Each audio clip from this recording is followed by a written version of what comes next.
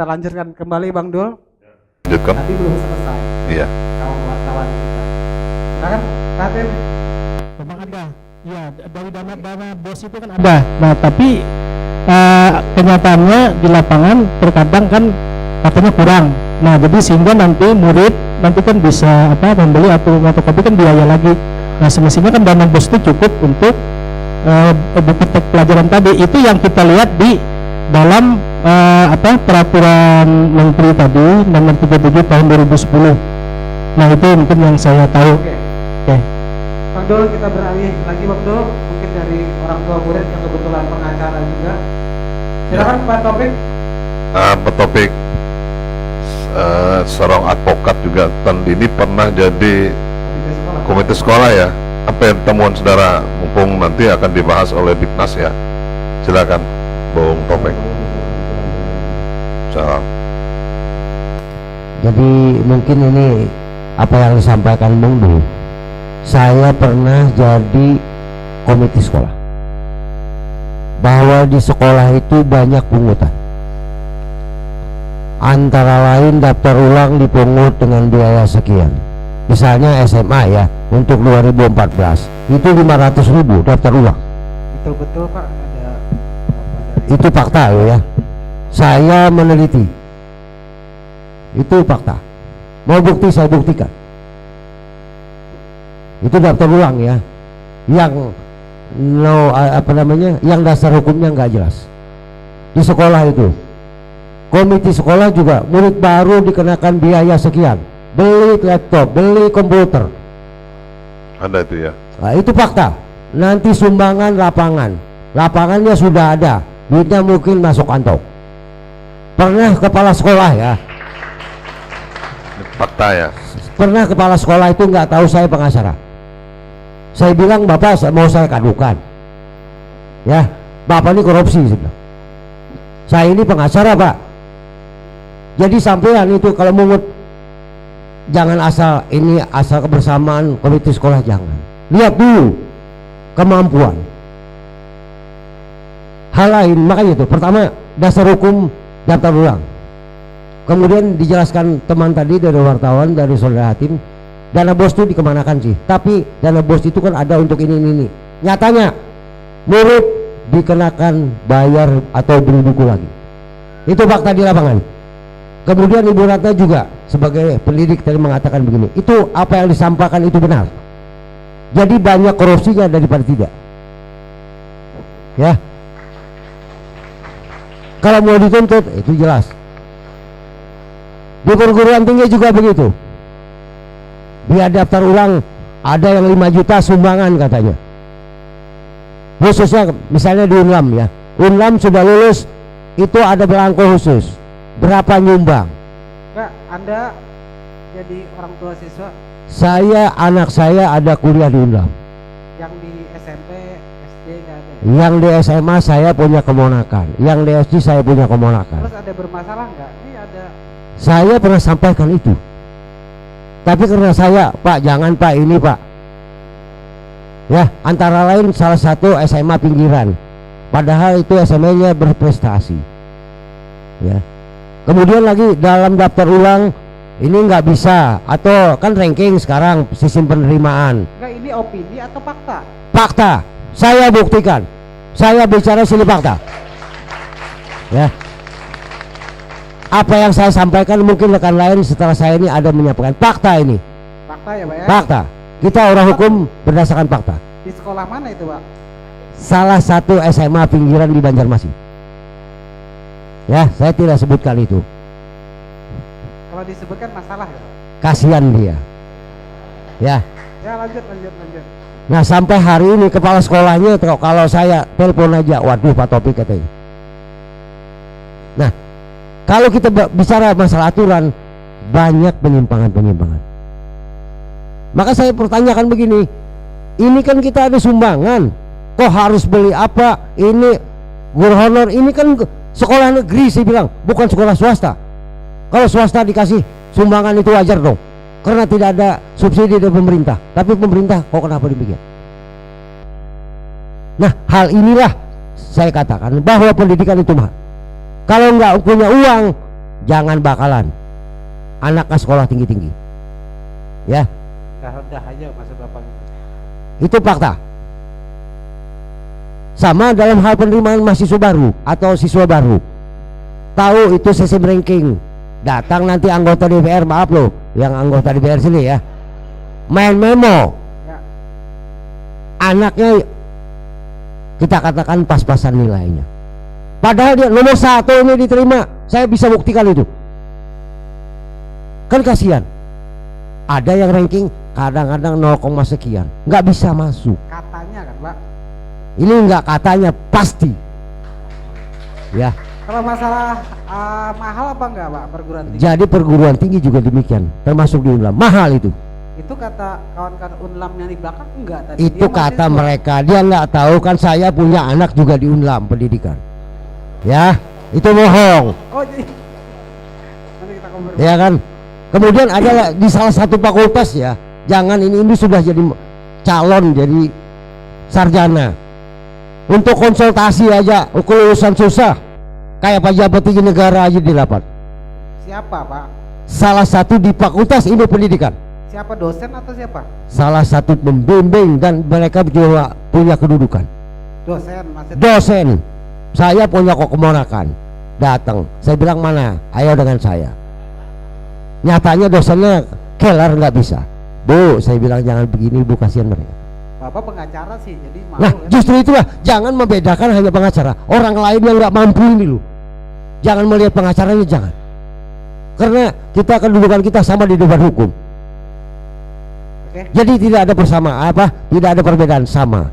Jadi apa yang Jadi intinya pendidikan di Kalimantan Selatan khususnya Banjarmasin mahal. mahal? Itu perlu perhatian khusus Oke. dari Diknas Provinsi dan Diknas Oke. Kabupaten. Itu pertama ya.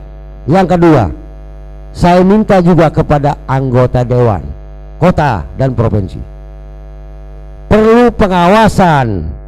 Anda sebagai wakil masyarakat Kalsel dan Kota Madia, tolong dong di lapangan jangan udah terpilih apa katanya janji-janji, jangan.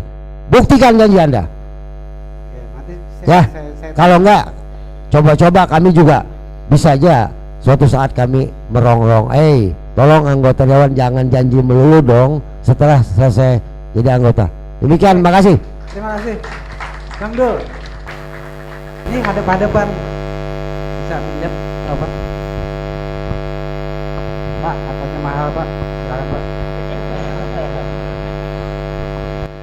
Terima kasih Bung Dul dan Bung Pran yang kami hormati, rekan-rekan yang hadir di tempat ini, Kepala Dinas Pendidikan Provinsi, bapak-bapak pengacara, para akademisi, rekan-rekan mahasiswa dan juga rekan-rekan media.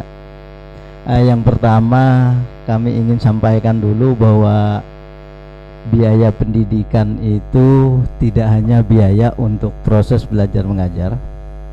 Jadi ada biaya operasional, kemudian ada biaya untuk sarana prasarana, ada biaya untuk gaji dan honor. Nah kemudian sebagaimana disampaikan tadi bahwa pembiayaan pendidikan itu merupakan tanggung jawab orang tua, masyarakat dan pemerintah. Nah, pemerintah dalam hal ini sudah banyak hal yang dilakukan, mulai dari peningkatan sarana prasarana, kemudian meningkatkan gaji guru dan para pengelola pendidikan, kemudian juga memberikan bantuan melalui BOS APBN, bantuan siswa miskin, dan biaya-biaya pendidikan lainnya.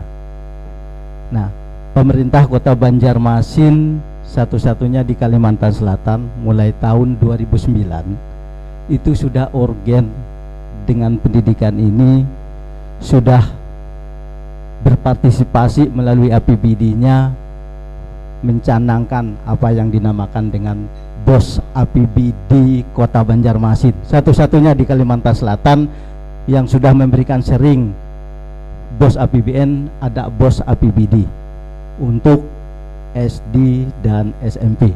Sudah berjalan dengan baik Pak ya.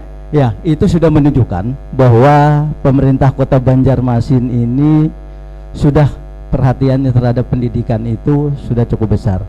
Nah, khusus untuk SD dan SMP di Kota Banjarmasin ini sudah diprogramkan bahwa pendidikan gratis itu tidak hanya menerima dari pemerintah pusat, tapi sudah dianggarkan melalui APBD yang total anggarannya lebih kurang 30 miliar untuk itu.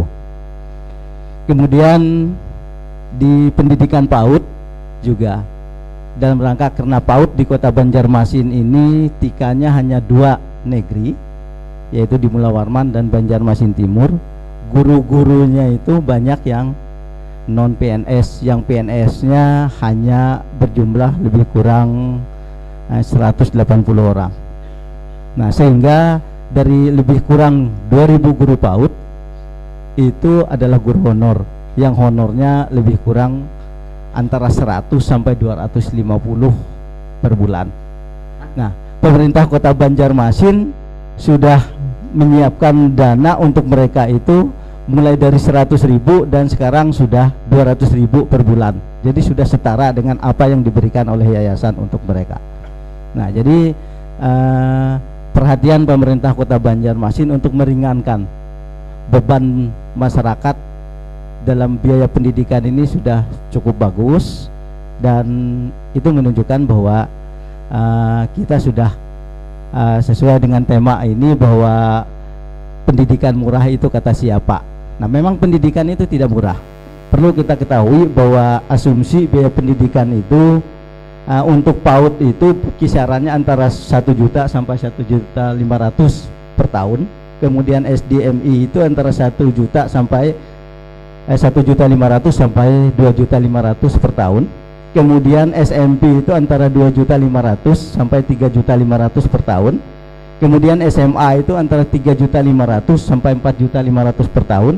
Khusus untuk SMK karena dia kehususan ada praktek dan sebagainya, itu antara 4.500.000 sampai 6 juta per tahun. Itu apanya ya Pak ya? Juta tadi.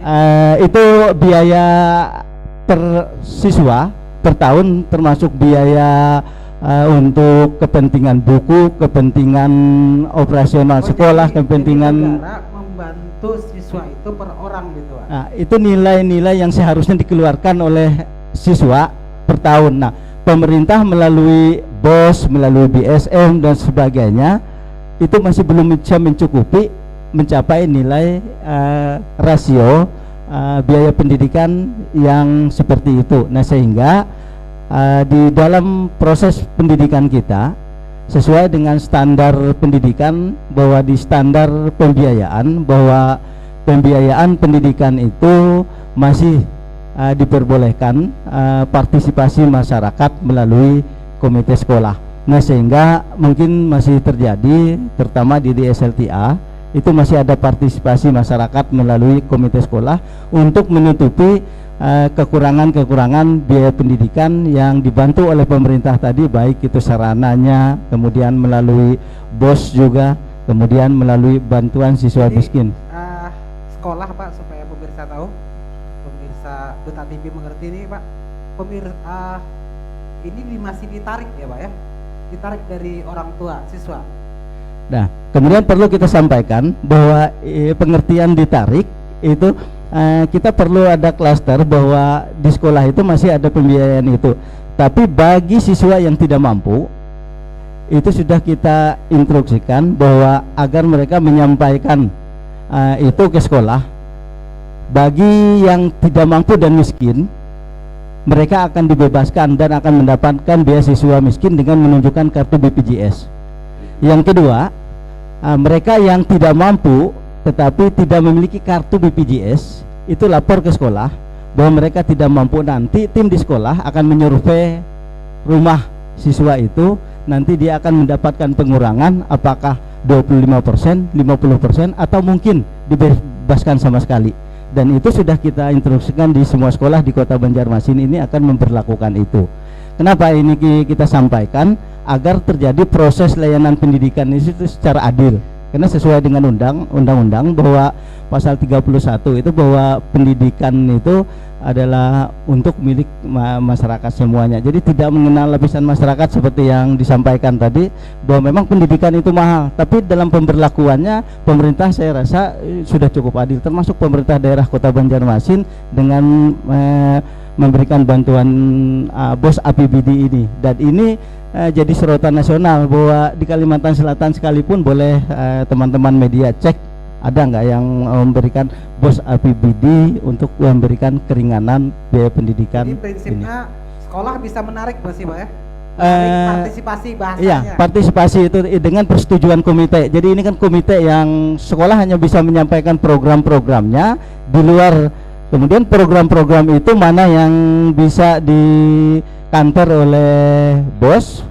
Nah, di luar itu kekurangan itulah yang nanti akan didiskusikan dengan komite yang bisa menjadi partisipasi masyarakat, dengan catatan bahwa masyarakat yang tidak mampu, yang miskin tadi akan mendapatkan beasiswa, miskin yang tidak mampu nanti akan disurvei mulai dari pengurangan 25% sampai pada pembebasan. Oke Pak, andai kata supaya pemirsa Duta TV ngerti juga ada komite sekolah, andai kata nih misalnya guru mengajukan anggaran, kalau komite sekolah keberatan gimana Pak?